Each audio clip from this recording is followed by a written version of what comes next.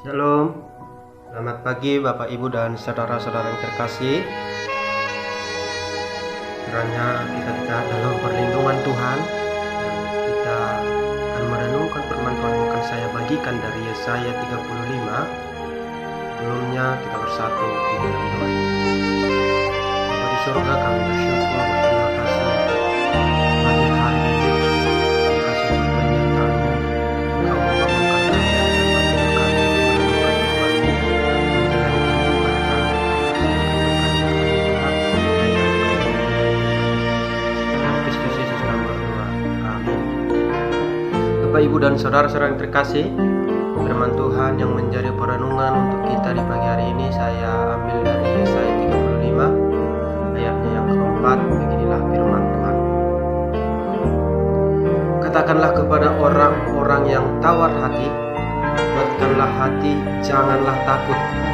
Lihatlah, Allahmu akan datang dengan pembalasan, dan dengan ganjaran Allah Ia sendiri datang menyelamatkan kamu. Sekali lagi saya bacakan, katakanlah kepada orang-orang yang tawar hati, kuatkanlah hati, janganlah takut. Lihatlah, Allahmu akan datang dengan pembalasan dan dengan ganjaran Allah Ia sendiri datang menyelamatkan. Yang menjadi tema firman Tuhan untuk kita hari ini yaitu yakin akan penyertaan Tuhan. Yakin akan penyertaan Tuhan.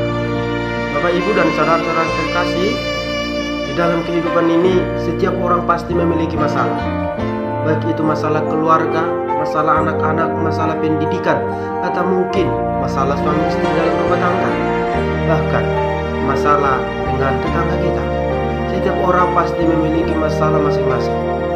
Ketika masalah yang kita hadapi dan dalam hidup terasa sulit dan tidak memiliki jalan keluarnya, kita pasti merasa putus asa dan merasa hilang harapan, bahkan tidak memiliki gairah untuk hidup.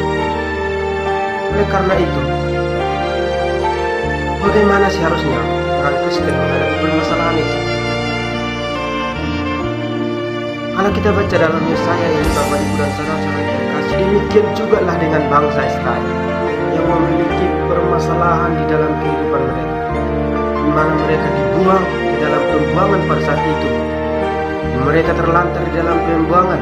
Kehidupan anak-anak mereka juga sangat terancam, dan mereka berpikir bahwa Allah yang mereka sembah, Allah yang luar biasa itu, sepertinya tidak mengasihi mereka. Tapi firman Tuhan ini menguatkan mereka yang merasa tawar hati, menguatkan kita yang merasa tawar hati, menguatkan mereka yang putus asa dan tidak berpengharapan dalam hidup seperti bangsa Israel itu yang berada dalam pembuangan. Oleh karena itu ada beberapa hal yang harus kita renungkan. Yang pertama, Bapak, Ibu, dan saudara-saudara yang terkasih, di dalam permasalahan yang kita hadapi dari Yesaya ini, Nabi Yesaya ini, Yesaya 35 ayat 4 ini mengajarkan kita yang pertama, kuatkanlah hati dan janganlah takut. Dalam hal ini Nabi Yesaya mengatakan untuk menguatkan hati. Mengapa harus perlu menguatkan hati, Bapak, Ibu? Bila kita mengetahui bahwa pada saat itu bangsa Israel yang dalam pembuangan sudah tawar hati, artinya mereka sudah putus asa. Oleh karena itu satu hal yang sangat perlu yaitu menguatkan hati supaya apa? Permasalahan itu bisa mereka selesaikan. Inilah yang terjadi pada bangsa Israel. Poin yang kedua, Bapak, Ibu, dan saudara-saudara yang terkasih, kita melihat harus bahwa Allah datang untuk menyelamatkan. Pada bagian yang kedua ini, Nabi Yesaya mengatakan kepada mereka bahwa Allah akan datang menyelamatkan setiap umatnya. Ketika Allah datang menyelamatkan, maka seperti ayat 5 sampai ayat 6 ini mengatakan bahwa mata orang buta akan dicilikkan, orang tuli akan mendengar, orang lumpuh akan berjalan, dan orang bisu akan berbicara. Artinya, Bapak, Ibu, dan saudara-saudara yang terkasih, Allah di dalam hal ini bertindak dengan kuasanya dan tidak akan membiarkan umatnya begitu saja hilang dari pengharapan itu. Sama seperti dalam 1 Korintus 10 ayat 13, bagaimana Rasul Paulus berbicara. Pencobaan-pencobaan yang kamu alami adalah pencobaan biasa yang tidak melebihi kekuatan manusia, sebab Allah setia. Karena itu, ia tidak akan membiarkan kamu dicobai. Sama dengan bangsa Israel ketika itu. Ketika mereka ada dalam pembuangan, Allah juga menyiapkan jalan keluar untuk bangsa Israel itu. Inilah yang terlihat di dalam perjalanan bangsa Israel ketika mereka di dalam pembuangan ke Babel. Oleh karena itu, Bapak, Ibu, dan saudara-saudara terkasih, apa yang menjadi aplikasi dalam perenungan firman Tuhan ini? Kita belajar untuk semakin berpengharapan teguh kepada Tuhan, yakin akan pemeliharaan Tuhan. Jangan takut atas apa yang terjadi dalam hidup. Dan kita harus belajar melihat bahwa Allah akan bertindak menyelamatkan umatnya yang berada di dalam kesulitan, dalam permasalahan.